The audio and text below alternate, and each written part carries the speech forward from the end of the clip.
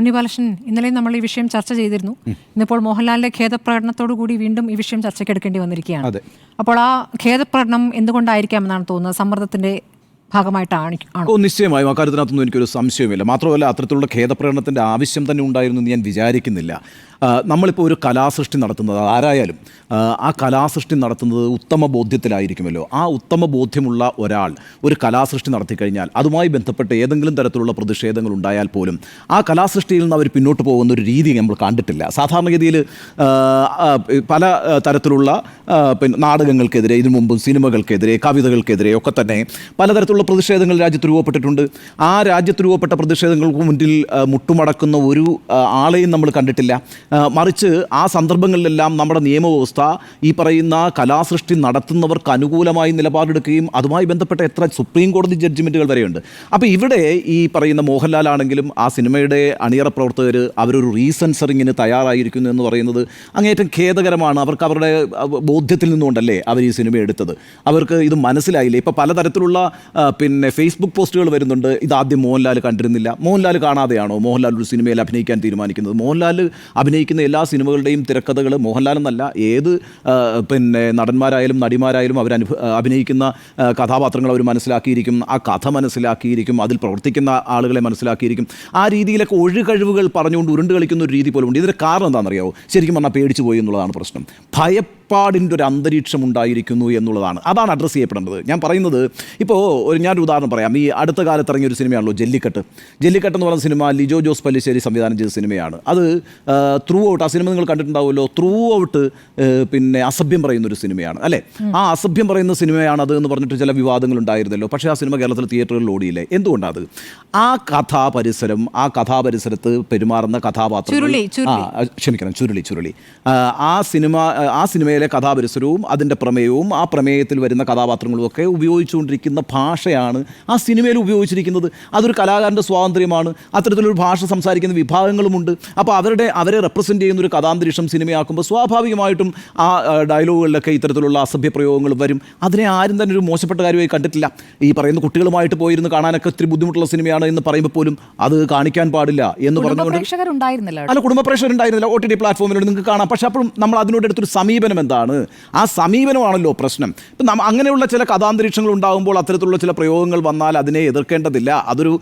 അത് ആ പ്രമേയം ആവശ്യപ്പെടുന്ന കാര്യമാണെന്നുള്ള നിലയ്ക്ക് വളരെ ജനാധിപത്യത്തോടുകൂടി നമ്മൾ മനസ്സിലാക്കിയ ഒരു സംഭവമല്ലേ. ഇനി വേണ്ട, നമ്മൾ സന്ദേശം എന്നുള്ള സിനിമ കേരളത്തിൽ ഇന്നും ചർച്ച ചെയ്തുകൊണ്ടിരിക്കുന്ന ഒരു സിനിമയല്ലേ സന്ദേശം എന്ന് പറയുന്നത്. ആ സന്ദേശ സിനിമയുടെ ഒരു ക്ലിപ്പെങ്കിലും കാണാതെ നമ്മളൊരു ദിവസം കടന്നു പോകുന്നുണ്ടോ? ആ സിനിമയിൽ എന്തൊക്കെയാണ് പറഞ്ഞിരിക്കുന്നത്? CPM അല്ലെങ്കിൽ കമ്മ്യൂണിസ്റ്റ് പാർട്ടിയെ ഡയറക്റ്റായിട്ട് അറ്റാക്ക് ചെയ്യുന്ന കാര്യങ്ങളല്ലേ ആ സിനിമയ്ക്കകത്ത് പറഞ്ഞിരിക്കുന്നത്. ഒരു വശം എന്താണ്, പരിപ്പോടെയും ചായയുമാണ് ഞങ്ങളുടെ ഭക്ഷണം എന്ന് തനിക്കറിയില്ലേടോ എന്ന് ചോദിക്കുന്ന ശങ്കരാടിയെ കാണുന്നില്ല അതിനകത്ത്. ഈ രണ്ടുപേരും ശങ്കരാടി ശ്രീനിവാസനും ഒത്തുതീർപ്പിലെത്തുന്നത് എങ്ങനെയാണ്? നമ്മൾ രഹസ്യമായിട്ട് പോയിട്ട് അമ്പലത്തിൽ പോകുന്ന കാര്യം ആരോടും പറയണ്ട എന്നൊക്കെ പറഞ്ഞുകൊണ്ടാണ്. ഒന്ന് ആലോചിച്ച് നോക്കിയേ.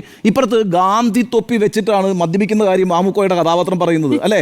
മാത്രമല്ല, അല്പം കോഴി ബിരിയാണി കഴിച്ചു പോയി എന്നുള്ളതുകൊണ്ട് ആ മുതലാളിമാർക്കിടയിൽ ഒരു കുഴപ്പമുണ്ടാവും, അവർക്കൊന്നും ഒരു കുഴപ്പമുള്ളതായിട്ട് ഞാൻ കാണുന്നില്ല എന്നൊക്കെ പറയുന്ന കോൺഗ്രസ് നേതാവിൻ്റെ മണ്ഡലം പ്രസിഡൻ്റായിട്ടുള്ള കഥാപാത്രത്തെയാണ് മാമുക്കോയെ അവതരിപ്പിക്കുന്നത്. കഴിഞ്ഞ ഒരു 25-26 വർഷമായിട്ട് നമ്മൾ നിരന്തരം കാണുകയും ചിരിക്കുകയും ചെയ്തുകൊണ്ടിരിക്കുന്ന സിനിമയല്ലേ ഇത്, ഈ സന്ദേശം എന്ന് പറഞ്ഞ സിനിമ. അതാരെങ്കിലും നിരോധിക്കണമെന്ന് പറഞ്ഞു? എവിടെയെങ്കിലും തിയേറ്റർ കത്തിച്ചോ? എന്തെങ്കിലും പ്രതിഷേധങ്ങളുണ്ടായോ? രണ്ടു കൂട്ടർക്കുമെതിരെ ഉണ്ടായല്ലോ. കോൺഗ്രസിനെതിരെയും ഉണ്ടായി, CPM-നെതിരെയും ഉണ്ടായി. ഇനി 1990-കളിലെ സിനിമയുടെ ഒരു ഫോർമുല എടുത്തു നോക്കിയാൽ, പ്രത്യേകിച്ച് രഞ്ജി പണിക്കർ കൈലാസ്, ഈ ഷാജി കൈലാസ് ആ കോംബോയുടെ സിനിമകൾ എടുത്തു നോക്കിയേ.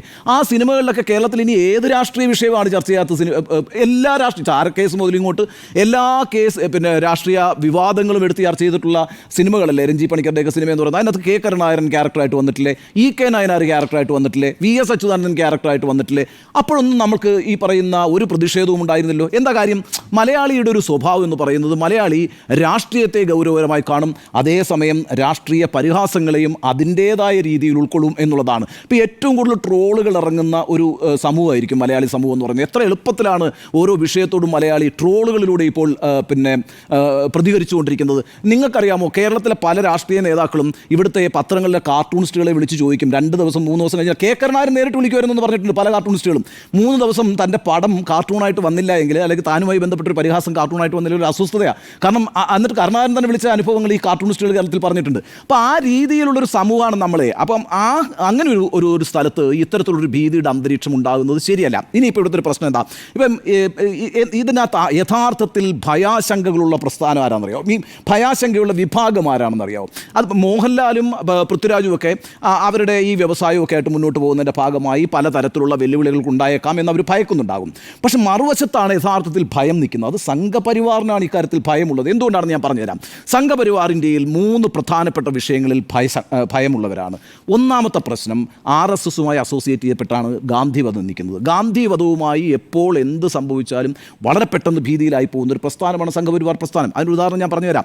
1998 ഞാൻ ഡൽഹിയിലുള്ള സമയത്താണ്. അന്ന് വാജ്പേയി ഗവൺമെൻറ്റാണ് ഇന്ത്യ ഭരിക്കുന്നത്. അന്ന് മീ നാത്തുറാം ഗോഡ്സെ ബോൾത്തോയ് എന്ന് പറഞ്ഞിട്ടുള്ള ഒരു നാടകമുണ്ടായി മറാത്തിയിൽ. പ്രദീപ് ദാൽവി എഴുതിയ നാടകമാണ്. ഞാനത് റിപ്പോർട്ട് ചെയ്തിട്ടുള്ളതാണ്. മഹാരാഷ്ട്ര സർക്കാർ അത് നിരോധിച്ചു. ഈ മീ നാത്തുറാം ഗോഡ്സെ ബോൾത്തോയ് എന്ന് പറഞ്ഞാൽ ഐ നാത്തുറാം ഗോഡ്സെ സ്പീക്കിംഗ് എന്നാണ് അതിൻ്റെ അർത്ഥം. അതായത് ഗാന്ധി വധത്തിന് ശേഷം റെഡ് ഫോർട്ടിൽ നടന്ന വിചാരണയിൽ നാത്തുറാം ഗോഡ്സെ നടത്തിയ മൊഴിയാണ് ഒരു പുസ്തകമായിട്ട് നമുക്കത് വാങ്ങിക്കാൻ കിട്ടും. അതിനെ അടിസ്ഥാനപ്പെടുത്തിയാണ് മറാത്തിയിൽ നാടകമുണ്ടായത്. മറാത്തിയിൽ നാടകം ഉണ്ടായപ്പോഴത്തേക്കും വലിയ പ്രതിഷേധങ്ങളുണ്ടായി. നാടകം നിരോധിച്ചു മഹാരാഷ്ട്ര സർക്കാർ. എന്നിട്ട് പിന്നെ രാജ്യത്തിൻ്റെ പല സ്ഥലങ്ങളിൽ അത് കളിക്കാൻ കേന്ദ്ര സർക്കാരും അനുവദിച്ചില്ല. കാരണം എന്താണ്, ഈ പറയുന്ന RSS ആണ് അവിടെ പ്രതിക്കൂട്ടിൽ നിൽക്കുന്നത്. ഗാന്ധിവധം നാത്തുറാം ഗോഡ്സെ നടപ്പാക്കുമ്പോൾ ഗോഡ്സെ RSSുമായും ഹിന്ദു മഹാസഭയുമായും അസോസിയേറ്റ് ചെയ്യപ്പെട്ടിരുന്ന ഒരാളാണ് എന്നുള്ള കാര്യം വെളിവാക്കപ്പെടുകയാണ്. ആ ചരിത്രം ഓർമ്മിപ്പിക്കപ്പെടുകയാണ്. അപ്പോൾ എന്ത് പറ്റും? RSSന് വിരൽ പിടിക്കും, സംഘപരിവാറിന് വിരൽ പിടിക്കും. കാരണം എന്താ, അവരെങ്ങനെയെങ്കിലും ഈ ഗാന്ധിവധത്തിൻ്റെ കറുത്ത പാടിൽ നിന്ന് അകന്നു നിൽക്കാൻ ശ്രമിക്കുന്നവരാണ്. അതുകൊണ്ടാണ് നരേന്ദ്രമോദിയുടെ സർക്കാർ പക്ഷേ ഡിസ്റ്റോർട്ടഡ് ഫാക്ട്സ് എന്ന് പറഞ്ഞായിരുന്നല്ലോ. അല്ല, ആയിക്കോട്ടെ. പക്ഷേ സുപ്രീം കോടതി അത് ബോംബെ ഹൈക്കോടതി ലിഫ്റ്റ് ചെയ്യുന്നു, ആ ബാൻ കാണിക്കാൻ പറയുന്നു. അത് കഴിഞ്ഞിട്ട് വീണ്ടും രാജ്യത്തിന് അനുവാദം കിട്ടാതെ വരുമ്പം സുപ്രീം കോടതി ആ ബാനും ലിഫ്റ്റ് ചെയ്യുന്നു. എന്നിട്ട് ആ നാടകം കളിക്കാൻ പറയുന്നു. ഇത് മാത്രമല്ല ഞാൻ പറയുന്നത്, നാത്തുറാം ഗോഡ്സെയുമായി ബന്ധപ്പെട്ട എല്ലാ പാഠഭാഗങ്ങളും എന്തിനാണെന്നേ നരേന്ദ്രമോദി സർക്കാർ വളരെ സൂക്ഷ്മതയോടുകൂടി NCERT പുസ്തകങ്ങളിൽ നിന്ന് എടുത്ത് കളയുന്നത്. കാരണം എന്താണെന്നറിയോ? ഡിസസോസിയേറ്റ് ചെയ്യുക. ഇതാണ് പ്രശ്നം. ഈ ചരിത്രത്തിൽ നമ്മൾ കളങ്കിതരായി നിൽക്കുന്ന എല്ലാ രാഷ്ട്രീയ സന്ദർഭങ്ങളോടും ഭീതി പുലർത്തുന്ന പ്രസ്ഥാനം എന്ന് പറയുന്നത് രാജ്യത്ത് ഒറ്റ പ്രസ്ഥാനമാണ്. ഇവിടെ സംഭവിച്ചിട്ടുണ്ട് പൃഥ്വിരാജിന്റെ സംവിധാനത്തിൽ.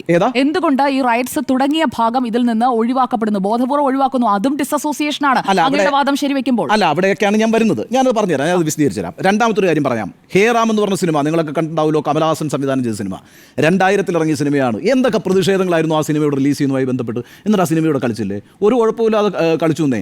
ആ രീതിയിലൊക്കെ എപ്പോഴൊക്കെ ഈ പറയുന്ന ഗാന്ധിവധവുമായി അസോസിയേറ്റ് ചെയ്യുമ്പം ഇവർ ഈ പ്രശ്നമായിട്ട് ഉണ്ടാവും. ഇനി നിങ്ങൾക്ക് വേറൊരു സന്ദർഭം ഞാൻ പറഞ്ഞുതരാം. എന്താണ് BJPയും സംഘപരിവാറും അടുത്ത കറുത്ത പാടായിട്ട് അവരുടെ ചരിത്രത്തിൽ കാണുന്നത്? അവർക്ക് ഇതിൻ്റെയൊക്കെ രാഷ്ട്രീയ നേട്ടം കിട്ടിയിട്ടുണ്ട്. പക്ഷേ അവരതിൽ ഡിസസോസിയേറ്റ് ചെയ്യാൻ ശ്രമിക്കുന്ന രണ്ടാമത്തെ പ്രശ്നം എന്ന് ബാബറി മസ്ജിദിൻ്റെ തകർക്കലാണ്. ബാബറി മസ്ജിദിൻ്റെ തകർക്കലിന് ശേഷം 1995 ഇന്ത്യയിൽ ഒരു സിനിമയുണ്ടായി, മണിരത്നം സംവിധാനം ചെയ്ത ബോംബെ എന്ന് പറഞ്ഞ സിനിമ. ആ സിനിമ എന്തായിരുന്നു? ഒരു മുസൽമാനായിട്ടുള്ള യുവാവ്, ഹിന്ദു ആയിട്ടുള്ള യുവാവ് മുസൽമാനായിട്ടുള്ള സ്ത്രീയെ വിവാഹം കഴിക്കുന്നു. 2 മക്കളുണ്ട്. എന്താ മക്കളുടെ പേര്? റാമെന്നും റഹീമെന്നുമായിരുന്നു. അതുമായി ബന്ധപ്പെട്ട് എന്തെല്ലാം വിവാദങ്ങളുണ്ടായി, എന്തെല്ലാം പ്രതിഷേധങ്ങളുണ്ടായി ബോംബെ സിനിമ നിരോധിക്കാൻ വേണ്ടിയിട്ട്. അങ്ങനെയൊക്കെ എപ്പോഴും ഈ പറയുന്ന തങ്ങൾ ചെയ്തു വെച്ച ചില പ്രവൃത്തികൾ അതെപ്പോഴൊക്കെ വീണ്ടും ചർച്ച ചെയ്യപ്പെടുന്നുണ്ടോ അപ്പോഴൊക്കെ ആകുലപ്പെടുന്ന രാഷ്ട്രീയ പ്രസ്ഥാനം കേരളത്തിൽ, ഇന്ത്യയിൽ പിന്നെ സംഘപരിവാറാണെന്ന കാര്യത്തിൽ എനിക്കൊരു സംശയമില്ല. അവർ ഇപ്പോൾ ഏറ്റവും കൂടുതൽ ആരോപണങ്ങൾക്ക് വിധേയമാകുന്ന മറ്റൊരു പ്രശ്നമാണ് ഗുജറാത്ത് കലാപം. ആ ഗുജറാത്ത് കലാപം ഒരിക്കൽ കൂടി ചർച്ച ചെയ്യപ്പെടാൻ പാടില്ല. അതാണ് അവരുടെ ഭീതി, അതാണ് പ്രശ്നം. ഇപ്പോൾ നമുക്കറിയാലോ, 25 വർഷം മുമ്പ് ആ സംഭവം ഉണ്ടായത്. 4 നൂറ്റാണ്ട് കഴിയുന്നു ഗുജറാത്ത് കലാപം. എല്ലാവരുടെയും സ്മരണകളിൽ നിന്ന് മറഞ്ഞുപോയി. വെച്ചാൽ ഇപ്പോൾ ഗുജറാത്ത് കലാപത്തിന് ശേഷം ജനിച്ച കുട്ടിക്ക് 23 വയസ്സായി, 24 വയസ്സായി, അവരൊന്നും ഓർക്കുന്നൊന്നുമില്ല. അപ്പോഴാണ് ഇങ്ങനൊരു വിഷയം വരുന്നത്. വീണ്ടും പ്രശ്നമായി. ഈ ഗുജറാത്ത് കലാപത്തിൻ്റെ പേരിൽ എൻ്റെ സ്വന്തം സുഹൃത്താണ് ട്രംപ് എന്നൊക്കെ പറയുന്ന നരേന്ദ്രമോദിക്ക് അമേരിക്ക വിസ കൊടുത്തിരുന്നില്ല. ഈ രാജ്യത്തെ ഒരു സംസ്ഥാനത്തിൻ്റെ മുഖ്യമന്ത്രിയായിരുന്നു. ഗുജറാത്ത് മുഖ്യമന്ത്രിയായിരുന്ന നരേന്ദ്രമോദിക്ക് അമേരിക്കയിലേക്കും വിസ ഉണ്ടായിരുന്നില്ല, അതേപോലെ തന്നെ UK വിസ ഉണ്ടായിരുന്നില്ല. ഞാനൊരിക്കൽ ഈ അമേരിക്കൻ യാത്രയ്ക്ക് വേണ്ടി നരേന്ദ്രമോദി അപേക്ഷിക്കുന്നു. ഗുജറാത്ത് മുഖ്യമന്ത്രി ആയിരിക്കുന്ന സമയത്ത് അമേരിക്കൻ എംബസി ഒരു വാർത്താസമ്മേളനം വിളിച്ചു കൂട്ടി. ആ വാർത്താസമ്മേളനം ഞാൻ റിപ്പോർട്ട് ചെയ്തിട്ടുണ്ട്. ഒറ്റ വരിയാണ് അംബാസഡർ വന്നിട്ട് പറഞ്ഞു, ഒറ്റ വരിയാണ്, നരേന്ദ്രമോദിക്ക് വിസയില്ല എന്ന് പറഞ്ഞിട്ട് തിരിച്ചങ്ങ് നടന്നു പോവുകയാണ്. ഇത്ര ശക്തമായ തീരുമാനങ്ങൾ എടുത്തിട്ടുണ്ട് ലോകത്ത് ഈ വിഷയവുമായി ബന്ധപ്പെട്ട്. സ്വാഭാവികമല്ലേ? പിന്നീട് എന്ത് ചെയ്തു? അല്ല, പിന്നീട് രാജ്യത്തിന്റെ പ്രധാനമന്ത്രിയായി കഴിഞ്ഞാൽ പിന്നെ നിങ്ങൾക്ക് നിഷേധിക്കാൻ കഴിയുമോ? അത് വേറൊരു കാര്യമാണ്. അത് ഡിപ്ലോമാറ്റിക് റിലേഷനാണ്. അതേസമയം ഈ രാജ്യത്തെ ഒരു സംസ്ഥാനത്തിന്റെ മുഖ്യമന്ത്രിയായി ഇരുന്നു കൊണ്ട് ആ മുഖ്യമന്ത്രി ചെയ്തു വെച്ച അല്ലെങ്കിൽ ആ മുഖ്യമന്ത്രിക്ക് റോൾ ഉണ്ടെന്ന് പറയുന്ന ഒരു വിഷയത്തിൽ ലോകം തന്നെ സംശയത്തോടുന്ന കാലഘട്ടത്തിലാണ് വിസ നിഷേധിച്ചത് നരേന്ദ്രമോദിക്ക്. പക്ഷേ when he became the prime minister of India നിങ്ങൾക്ക് അത് ഡിനൈ ചെയ്യാൻ കഴിയില്ല. രണ്ട് രാജ്യങ്ങൾക്കിടയിൽ ഡിപ്ലോമാറ്റിക് റിലേഷൻ ഉണ്ടാകണം, അതിനകത്തൊന്നും സംശയമില്ല. അങ്ങനെയാണ് അത് മാറുന്നത്. എന്തെങ്കിലും ആയിക്കോട്ടെ. അദ്ദേഹം തന്നെ, എനിക്കൊരു സംശയമില്ലെന്നേ, ഗുജറാത്തിൽ ഈ പറയുന്ന നരേന്ദ്രമോദിയുടെ പേരിലുള്ള സ്റ്റേഡിയത്തിലേക്ക് അമേരിക്കൻ പ്രസിഡന്റിനെ കൊണ്ടുവന്ന ആളാണ് നരേന്ദ്രമോദി. അങ്ങനെയും കൂടി ഉണ്ട്. അങ്ങനെ പകരം വിട്ടിട്ടുണ്ട് നരേന്ദ്രമോദി. ഒരു സംശയം കാര്യത്തിനകത്തില്ല. അതെന്തുകൊണ്ടാണ് അഹമ്മദാബാദ് തിരഞ്ഞെടുത്തത്? ഒരിക്കൽ എനിക്ക് വിസ നിഷേധിച്ച സ്ഥലത്തെ പ്രസിഡന്റ് ഞാനിവിടെ അഹമ്മദാബാദിൽ നിന്ന് അയാളെ ഹോസ്റ്റ് ചെയ്യാൻ പോവുകയാണ് എന്ന് കാണിച്ചിട്ടുള്ള ആളുമാണ് നരേന്ദ്രമോദി. ഇതൊക്കെ ഞാൻ സമ്മതിക്കുന്നു. പക്ഷേ പ്രശ്നം എന്താണെന്ന് വെച്ചാൽ ഈ പറയുന്ന മഹാത്മാഗാന്ധി വധവുമായി ബന്ധപ്പെട്ടാണെങ്കിലും ബാബറി മസ്ജിദ് തകർത്ത സംഭവവുമായി ബന്ധപ്പെട്ടായാലും ഗുജറാത്ത് കലാപവുമായി ബന്ധപ്പെട്ടായാലും എന്തെങ്കിലും പ്രശ്നങ്ങൾ ഉണ്ടാകുമ്പോൾ വളരെ പെട്ടെന്ന് ഇവർ പരിഭ്രമത്തിലാകുന്നു, ഭീതിയിലാകുന്നു. അത് ചർച്ച ചെയ്യാതിരിക്കാൻ വേണ്ടിയിട്ടുള്ള അന്തരീക്ഷം ഉണ്ടാക്കുന്നു. ആ അന്തരീക്ഷത്തിനെ എന്താ പറയുക, പ്രകോപനപരമാക്കുന്നു, ഭീതിയുടെ അന്തരീക്ഷം സൃഷ്ടിക്കുന്നു. ഞാനൊരു കാര്യം പറയാം. 1998 അധികാരത്തിൽ നിന്ന സർക്കാർ വാജ്പേയി സർക്കാരാണ്. വാജ്പേയി സർക്കാരിന് ഈ നാത്തുറാം ഗോഡ്സെ ബോൾത്തോ എന്ന നാടകത്തിൻ്റെ കാര്യത്തിനകത്തും അതുപോലെ തന്നെ 2000 ഇറങ്ങിയ ഹേറാമിൻ്റെ കാര്യത്തിനകത്ത് വലിയ മുന്നോട്ട് പോകാൻ കഴിഞ്ഞില്ല. എന്താ കാര്യം അറിയാമോ? സഖ്യകക്ഷി ഭരണത്തിൽ അവിടെ ഇരിക്കുന്ന BJPക്ക് ആ കരുത്ത് കാണിക്കാൻ കഴിയില്ല. എന്നാൽ ഇപ്പോൾ 2014 ശേഷം ഇന്ത്യയുടെ സാഹചര്യം അതല്ല. ആ സാഹചര്യമൊക്കെ മാറിയിരിക്കുന്നു. ഇപ്പോൾ എത്ര പേരാണെന്ന് നമ്മളിപ്പോൾ എത്ര പ്രാവശ്യം, ഗൗരി ലങ്കേഷ് അടക്കം, അല്ലേ, പിന്നെ പൻസാരിയ അടക്കം എത്ര പേരെയാണ് കൊന്നു കളഞ്ഞത്? എന്താ കൊല്ലാനുള്ള കാരണം? എന്താ?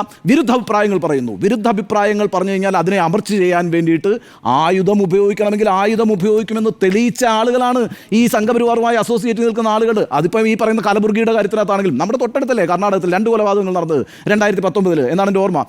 കലബുർഗിയും കൊല്ലപ്പെട്ടു, ഗൗരി ലങ്കേഷും കൊല്ലപ്പെട്ടു. ഈ രീതിയിലൊക്കെ വിപരീത ശബ്ദങ്ങളെ അടിച്ചമർത്താൻ ശ്രമിക്കുന്നു. അനുസരിച്ചില്ലെങ്കിൽ പല രീതിയിൽ പീഡിപ്പിക്കാൻ ശ്രമിക്കുന്നു. ഏറ്റവും അവസാനം ഈ സിനിമയ്ക്കകത്ത് കാണിക്കുന്നുള്ളൂ ED വന്ന് അറസ്റ്റ് ചെയ്യുന്ന കാര്യങ്ങളൊക്കെ എത്ര ചർച്ച, മീറ്റ് ദ എഡിറ്റേഴ്സിൽ നമ്മൾ എത്ര ചർച്ച ചെയ്തതാണെന്നേ. എൻഫോഴ്സ്മെന്റ് ഡയറക്ടറേറ്റിനെയും CBI അടക്കമുള്ള കേന്ദ്ര ഏജൻസികളെ ഉപയോഗിച്ച് രാജ്യത്തെ പ്രതിപക്ഷത്തെ നിശ്ചലമാക്കാൻ, നിശബ്ദമാക്കാൻ ശ്രമിക്കുന്ന ഒരു സർക്കാരാണ് രാജ്യത്ത് അധികാരത്തിലിരിക്കുന്നത്. എത്ര പ്രാവശ്യം മീറ്റ് ദ എഡിറ്റേഴ്സ് ചർച്ച ചെയ്തിട്ടുണ്ട്. ആ അന്തരീക്ഷമൊക്കെ ഉള്ളപ്പോൾ അത്തരം കാര്യങ്ങൾ പറയുന്ന ചില സിനിമകൾ ഉണ്ടാകുന്നതിനെ എതിർത്തിട്ട് കാര്യമില്ല. കാരണം അറിയോ, സിനിമയാണെങ്കിലും നാടകമാണെങ്കിലും പാട്ടാണെങ്കിലും കവിതയാണെങ്കിലും നോവലാണെങ്കിലും നിങ്ങളുടെ ഉത്തമ ബോധ്യത്തിൽ നിന്ന് ഉണ്ടാക്കുന്ന ഒരു കൃതിയാണ്. അതിനകത്ത് പലതരത്തിലുള്ള വീക്ഷണങ്ങൾ വരും. നിങ്ങൾക്കതിനെ എതിർക്കാം, നിങ്ങൾക്കതിനോട് വിയോജിക്കാം, പക്ഷേ അത് പ്രകാശിപ്പിക്കരുതെന്ന് പറയാൻ കഴിയില്ല. ഇന്ത്യൻ രാജ്യത്തെ നിയമം അത് അനുശാസിക്കുന്നില്ല, അതിനെ അംഗീകരിക്കുന്നില്ല. ഈ രാജ്യം ഒരു നിയമവ്യവസ്ഥയിൽ പുലരുന്നതാണ്. ഈ രാജ്യത്ത് ജനാധിപത്യം നിലനിൽക്കുന്നുണ്ട്, ഇപ്പോഴും ജനാധിപത്യം നിലനിൽക്കുന്നുണ്ട്. അതുകൊണ്ടാണ് ഇപ്പോഴും ഈ സിനിമ കളിച്ചുകൊണ്ടിരിക്കുന്നതേ. അത് മാത്രമല്ല, കേരളത്തിലായതുകൊണ്ടാണ് കേട്ടോ. ഇല്ല എങ്കിലുണ്ടല്ലോ, ഇതിപ്പം ബോംബെയിലോ അല്ലെങ്കിൽ വേറെ ഏതെങ്കിലും ഒരു സംസ്ഥാനത്തോ ആണെങ്കിൽ തിയേറ്ററുകൾ എത്തിക്കില്ലേ? തിയേറ്ററുകൾ കത്തിച്ചുള്ള ചരിത്രമില്ലേ? അപ്പം ആ രീതിയിലുള്ള പ്രതിഷേധങ്ങൾ കേരളത്തിൽ വിലപ്പോകില്ല. മറിച്ചൊരു ഭീതിയുടെ അന്തരീക്ഷം ഉണ്ടാകുന്നു. ഭീതിയുടെ അന്തരീക്ഷം ഉണ്ടാകുന്നുണ്ടല്ലേ സ്വയം സെൻസറിങ്ങിന് തയ്യാറാകുന്നു എന്നുള്ള പ്രശ്നം വരുന്നത്. ആരെങ്കിലും പറഞ്ഞായിട്ട് ആരും പറയുന്നില്ലല്ലോ. കേന്ദ്ര സർക്കാർ ആവശ്യപ്പെട്ടോ നിങ്ങളോട് സെൻസർ ചെയ്യാൻ? ആവശ്യപ്പെട്ടിട്ടില്ല. രാഷ്ട്രീയ പാർട്ടി എന്നുള്ള നിലയ്ക്ക് BJP ആവശ്യപ്പെട്ടോ? ആവശ്യപ്പെട്ടിട്ടില്ല. RSS ആവശ്യപ്പെട്ടോ? ഇല്ല. വിയോജിപ്പ് പറഞ്ഞു എന്ന് മാത്രമേ ഉള്ളൂ. അതുമായി ബന്ധപ്പെട്ട് സോഷ്യൽ മീഡിയയിൽ അവരവരുടെ പോസ്റ്റുകൾ നിരന്തരമായിട്ട് നടത്തിക്കൊണ്ടിരിക്കുന്നു. ഈ ഓർഗനൈസറുടെ ലേഖനം വായിച്ചായിരുന്നു. ഈ ഓർഗനൈസറുടെ ലേഖനത്തിനകത്ത് ആ ഓർഗനൈസറിലെ അത് എഴുതിയിരിക്കുന്ന ആൾ എത്രത്തോളം വ്യാകുലപ്പെട്ടിട്ടുണ്ടെന്ന് അറിയാമോ? ഈ സിനിമയുടെ ടെക്നിക്കലായ പരാജയങ്ങൾ, നല്ല ക്യാമറയല്ല, നന്നായി എഡിറ്റ് ചെയ്തിട്ടില്ല, അങ്ങനെയുള്ള നല്ല ഗൗരവകരമായിട്ടുള്ള സിനിമ പിന്നെ നിരൂപണവും കൂടി ഇതിനകത്ത് ഉണ്ടായിട്ടുണ്ട്. നിങ്ങൾ ഈ പറയുന്ന ചരിത്രത്തെ വളച്ചൊഴിച്ചു എന്നുള്ള വിമർശനം മാത്രമല്ല ഓർഗനൈസർ പറഞ്ഞിരിക്കുന്നത്. സിനിമ ആ സിനിമ മൊത്തത്തിൽ നന്നായിട്ടില്ല, അതിനകത്ത് പല വീഴ്ചകളുണ്ടെന്ന് മാത്രമല്ല. കണ്ടതല്ലേ നന്നായോ? അല്ല, ആ സിനിമയെക്കുറിച്ച് എനിക്ക് വേറൊരു അഭിപ്രായമുള്ളത്. ഒട്ടും തന്നെ ഓർഗനൈസറിന്റെ നിരൂപകന്റെ പറഞ്ഞതുകൊണ്ട് അല്ലല്ല, ആ സിനിമയെ ഞാനൊരു വേറൊരു ആ സിനിമയെ വിലയിരുത്തേണ്ട ഒരു വേദിയല്ലല്ലോ ഇത്. ആ സിനിമയിൽ മാത്രമല്ല എനിക്ക് ഇഷ്ടപ്പെട്ടോ ഇല്ലയോ എന്നുള്ളതൊന്നും ഇതിനകത്ത് പ്രസക്തമായ ഒരു കാര്യവുമില്ല. അത് ചർച്ച ചെയ്യേണ്ട ഒരു സന്ദർഭത്തിൽ ഞാൻ ചർച്ച ചെയ്യാം. അത്തരത്തിൽ ഒരു കാര്യം ഞാൻ പറയാം, അങ്ങനെ എനിക്ക് ഇഷ്ടപ്പെട്ടൊരു സിനിമയൊന്നുമല്ല ആ സിനിമ. ആ രീതിയിൽ പറഞ്ഞ കേട്ടതുപോലത്തെ ഒരു ഹൈപ്പും ഒക്കെ ഉണ്ടാക്കിയതുപോലെ ഞാൻ ഒരുപാട് പ്രതീക്ഷയോടുകൂടി കണ്ടൊരു സിനിമയാണ്. പറഞ്ഞു വന്നത് ഈ ഭീതിയുടെ അന്തരീക്ഷം ഉണ്ടാക്കിയിരിക്കുന്നു എന്നുള്ളത് കേരളത്തെ സംബന്ധിച്ചിടത്തോളം ഒട്ടും തന്നെ, രാജ്യത്തെ സംബന്ധിച്ചും കേരളത്തെ സംബന്ധിച്ച് പ്രത്യേകിച്ചും ഒട്ടും തന്നെ നല്ല കാര്യമല്ല. സ്വയം ആളുകൾ തീരുമാനമെടുത്ത് വന്നിട്ട് ഞങ്ങളിതാ ഇതിനകത്ത് 17 സീനുകൾ അങ്ങ് കട്ട് ചെയ്യാൻ പോകുന്നു, ഞങ്ങളോട് മാപ്പാക്കണം, അല്ലെങ്കിൽ ഞങ്ങൾ ആരെങ്കിലും വേദനിപ്പിച്ചിട്ടുണ്ടെങ്കിൽ അത് മനഃപൂർവ്വമല്ല എന്നൊക്കെ പറയുന്നൊരു അന്തരീക്ഷം ഉണ്ടാകുന്നതെന്ന് പറയുന്നത് ഞാൻ നേരത്തെ സൂചിപ്പിച്ചതുപോലെ ഒരു ഭീതിയുടെ അന്തരീക്ഷം ഉണ്ടാക്കി, ഭീഷണിയുടെ അന്തരീക്ഷം ഉണ്ടാക്കി, നിങ്ങളെ എന്താ പറയുക, ഒരു ആജ്ഞയോ നിർദ്ദേശമോ നൽകാതെ തന്നെ കീഴ്പ്പെടുത്താൻ കഴിയുന്ന ഒരു അന്തരീക്ഷം ഉണ്ടാകുന്നത് പൊളിറ്റിക്കലി നല്ലതല്ല. അത് ജനാധിപത്യത്തിന് നല്ലതല്ല, അത് മതേതരത്വത്തിന് നല്ലതല്ല, അത് അഭിപ്രായ സ്വാതന്ത്ര്യത്തിന് നല്ലതല്ല, അത് ആവിഷ്കാര സ്വാതന്ത്ര്യത്തിന് നല്ലതല്ല. കേരളത്തിൽ ഇത്തരം കാര്യങ്ങൾ സംഭവിക്കാൻ പാടില്ല. ഒരു കാര്യം കൂടി ഞാൻ പറയാം. 1986 ക്രിസ്തുവിൻ്റെ 6-ാം തിരുമുറിവ് എന്ന് പറഞ്ഞ നാടകം ഉണ്ടായത് കേരളത്തിൽ. ക്രിസ്തുവിൻ്റെ 6-ാം തിരുമുറി നാടകം ഉണ്ടാകുന്ന സമയത്ത് കേരളം ഭരിച്ചിരുന്ന ആരാണെന്നറിയാമോ? കോൺഗ്രസ് ഗവൺമെൻറ്റാണ്, കെ കരുണാകരൻ്റെ ഗവൺമെൻറ്റാണ് അന്ന് ഭരിച്ചിരുന്നത്. ആ നാടകത്തെ നിരോധിച്ചു. നാടകം കളിക്കാൻ പാടില്ല എന്ന് പറഞ്ഞു. കാരണം അന്ന് തൃശ്ശൂർ അടക്കമുള്ള സ്ഥലങ്ങളിൽ സഭയുടെ നേതൃത്വത്തിൽ വലിയ പ്രതിഷേധങ്ങളുണ്ടായി. ആ നാടകത്തോടൊപ്പം വന്നേ കേരളം നിന്നത്. ആലപ്പുഴയിലാണ് ആ നാടകം, പിന്നെ ആലപ്പുഴയിലെ സൂര്യകാന്തി തിയേറ്റേഴ്സ് ആ നാടകം ചെയ്തത്. എനിക്കതുകൊണ്ട് ഞാൻ കോളേജിൽ പഠിക്കുന്ന സമയമാണ്, എനിക്ക് കൃത്യമായ ആ ചരിത്ര സന്ദർഭം ഓർമ്മയുണ്ട്. അന്ന് അത് ചെയ്യുമ്പോൾ കേരളം ഒറ്റക്കെട്ടായി നിന്നിട്ട് ഇത് ആവിഷ്കാര സ്വാതന്ത്ര്യമാണെന്ന് പറഞ്ഞു. ആവിഷ്കാര സ്വാതന്ത്ര്യം എന്ന് പറഞ്ഞപ്പോഴാണെന്ന് പറയാം 1986 ആലോചിക്കണം. എത്ര വർഷങ്ങൾക്ക് മുമ്പാണ്, 4 പതിറ്റാണ്ടുകൾക്ക് മുമ്പ് അത്തരത്തിലൊരു ശക്തമായ നിലപാടെടുത്തിട്ടുള്ള സൊസൈറ്റിയാണ് കേരളം. ഇപ്പോൾ ഈ സിനിമ ഓടിക്കൊണ്ടിരിക്കുന്നു, ആ സിനിമയിൽ ആളുകൾ പോകുന്നതും ആ ഒരു ചരിത്രത്തിൻ്റെ പിന്തുടർച്ചയാണ്. അത് നമ്മൾ കാണണം. ഞാൻ ഇത്രേ പറയുന്നുള്ളൂ, നിങ്ങൾക്കെതിരെ അഭിപ്രായം ഉണ്ടാകാം, നിങ്ങളുടെ വീക്ഷണം തന്നെ ആയിരിക്കണം എന്നില്ല ഒരു കഥയോ ഒരു നോവലോ ഒരു കവിതയോ ഒരു നാടകമോ പറയുന്നത്. പക്ഷേ അപ്പോഴും ഒരു കലാരൂപം എന്നുള്ള നിലയ്ക്ക് നമ്മളതിനെ മനസ്സിലാക്കുകയും അങ്ങനെ അഭിപ്രായം പറയാനുള്ള മറ്റൊരാളുടെ സ്വാതന്ത്ര്യത്തെ അംഗീകരിക്കുകയും ചെയ്യുമ്പോഴാണ് നല്ല ജനാധിപത്യവും നല്ല സംസ്കാരവും പുലരുക. ആ നല്ല ജനാധിപത്യവും സംസ്കാരവും പുലരുന്നതിന് വേണ്ടിയിട്ടുള്ള നിലപാടുകളായിരിക്കണം നമ്മൾ സ്വീകരിക്കുന്നത്. അങ്ങനെയാണ് കേരളം ഇതുവരെ മുന്നോട്ട് വന്നിട്ടുള്ളത്. ഇനി മുന്നോട്ട് പോകേണ്ടതും അങ്ങനെയാണ്. അതിനെതിരായി വരുന്ന ശബ്ദങ്ങളെ, അതിനെതിരായി വരുന്ന ഏതു നീക്കത്തെയും ആശങ്കയോടെയും സംശയത്തോടെയും തന്നെയാണ് നമ്മൾ കാണേണ്ടത്. അത് ആര് ഭീതിയുടെ അന്തരീക്ഷം ഉണ്ടാക്കാൻ ശ്രമിച്ചാലും, ആര് ഭീഷണിയുടെ അന്തരീക്ഷം ഉണ്ടാക്കാൻ ശ്രമിച്ചാലും അതിന് കീഴടങ്ങാതിരിക്കുക എന്നുള്ളത് കേരളം ഒറ്റക്കെട്ടായി എടുക്കേണ്ട തീരുമാനമാണെന്നാണ് എൻ്റെ നിലപാട്.